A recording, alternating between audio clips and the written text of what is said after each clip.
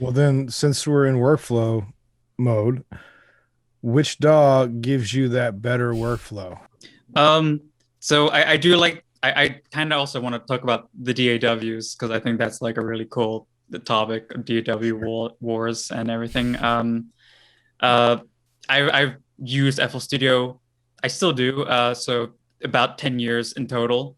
Um, but also Ableton's since 2017, so that's about 4 years now. And they're very different. I've seen like I've had to use a little bit of everything just because of school. They kind of make you do it, which is Yep. fine. So I've had to use a bit of Pro Tools and Logic and Cubase. That's one I Um, actually haven't touched is Pro Tools. Cubase a little bit. I forgot about that one though. I did Cubase for like 6 years. Yeah. I don't like it. yeah, it's like the others. I mean, like in general, there isn't too much difference in some of the fundamentals between like Pro Tools and Logic and Ableton. They all have tracks, and you have like an instrument on the track, and then you put Yeah. either audio or MIDI on the track, and the track has effects. So it all has those fundamentals. The biggest difference I find is between those. If you like group those all together, and you had FL Studio. And also recently I found out LMMS is somewhat similar, where you have you don't have like a specific track that's linked to an instrument. Mm-hmm. You have a channel rack, which is like just a collection of different samples or instruments. Huh. And then you can put that anywhere on your playlist, and it doesn't matter because it's still like the MIDI clip that you put down. It's linked to the channel rack instead of an actual track. So even if that clip is on, track 1 or 2 or 3, it's always going to be playing the same instrument. And then you can like link that to, they call it an insert, but basically a mixer track, which will have effects. So it's very free form. It's very Interesting. like open. And that was what I was used to for a long time because that was just what I first learned. So I was like, oh, this is just natural to me. Right. And that's cool and all, but going to Ableton was like very restrictive because you didn't have that anymore. You were back to the more classical, okay, everything's per track. If you put a MIDI clip in a different track, it will go to a different instrument. And I was like, whoa, what the heck? Why do I ever want that? That seems so outdated. But I like it now. I think it's easier. I like that automations are like contained per track. That was always something that I feel was a little weird in FL Studio from time to time. Um, I like the fact that it is limited in some ways, or it has like it has a more set in stone form that you kind of need to adhere to. So it's like, okay, well then I need to. It like organizes everything in a way. It pushes your workflow in a certain direction, which so happened to be a workflow that I wanted to move towards. So then this would be a really good reason why I did choose Ableton, because now we're going to get into exactly the sort of workflow that I have.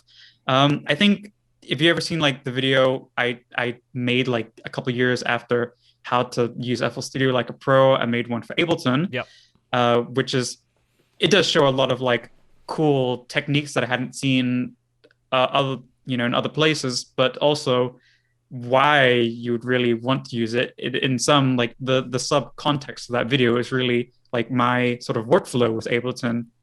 So what I always thought, and I've kind of mentioned it before, but like throwing a lot of ideas out and then seeing what sticks has always been my approach to a lot of things. And let's take maybe, for example, a sample on its own. Like if I just heard a bunch of kick drum samples, if I just hear on its own, sure, maybe I like it, maybe I don't, but that doesn't really matter if I like it or not. What's more important is the context of that sample. Will it sound good with the bass and the snare and the hi-hats? That's ultimately the much more important than if I like it on its own. So whenever you're like scrolling through a sample pack and you just hear that one Right. kick, that's cool, but it's not going to be the end of the story. Um, so I want to have like a bunch of these kicks all at once, not playing them all at once, but I want to be able to like really quickly like switch so I can hear, oh, how does this kick sound with everything else? How Right. does kick number 2 sound with everything else? How does kick number 3? So I like that sort of modularness, the ability to just, switch things in and out Right. really nicely. And that's the same with synths as well, as I was doing a lot of like bass sound design as well. The worst thing, maybe this has been fixed now, but I don't think so, but I might be wrong, but uh, in FL Studio, when you wanted to like duplicate a new synth, you would lose all the links of your automation. So you would have to relink everything. So if you have like, 5 things getting automated, you need to like relink that back to the automation clip, and that was like a Right. big hassle. Whereas in Ableton, you just duplicate a track and you have all your automations there, which was perfect because then I could like, let's say I have a bass number 1, I can make a new bass and then see if the bass number 2 is better than bass number 1. And Right. again, this is like going back to just attempting a lot of ideas and see what's best. It's a lot easier for me to be like, um, hear 2 different bass sounds and be like, oh, I like bass number 2 better than Right. bass number 1, especially in the context of a song. Whereas if it's just a bass on its own, I can be like, yeah, it's okay, but could it be better? Maybe yes, maybe no. I don't know really the answer to that until I hear maybe something else that kind of puts it into context. Hmm. So context as well is also is going to be a big part of my workflow, for better or worse, because I tend to use a lot of reference tracks where I Right. want to hear other people's songs, and see if is my mix sound good? Is my bass as loud, or my drums as hard, or whatever? Do they come through the mix as nicely? Just hear if it stands up to other people's tracks, so I know it's on that sort of level. And why I say for better or for worse is because if you're comparing yourself to really good tracks, it can be super demotivating to hear Yeah. like your songs, your You're like, own why music doesn't it against sound like like this one? it's the worst. It's a terrible feeling. It's really bad, especially after working on it like for a long time. Feel like, Right. oh no, no, no.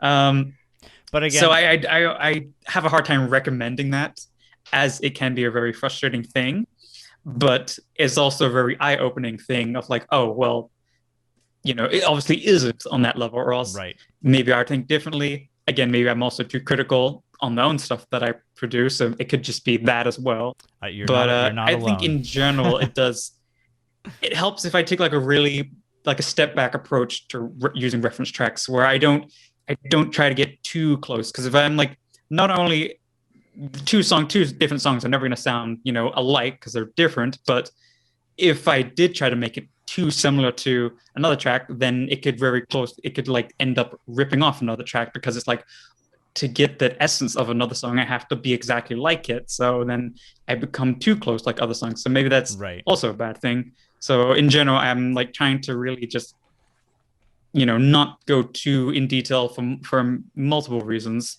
But yeah, that's also something I find quite easy to do you can do it in FL Studio. It's not so bad, uh, but in general, just Ableton has that ability to like try a lot of different things really quickly, swap things in and out, and that was what was really appealing to me. Hmm. Yeah, pretty much that. That was the biggest thing, I think, for that really all tied that together, Yeah. workflow and what Ableton could offer.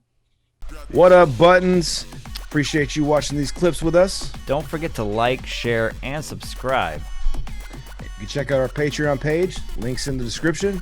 And if you want to check out some more cool, awesome videos, right over here. See these guys? They're amazing. Yeah, that's us. Woo!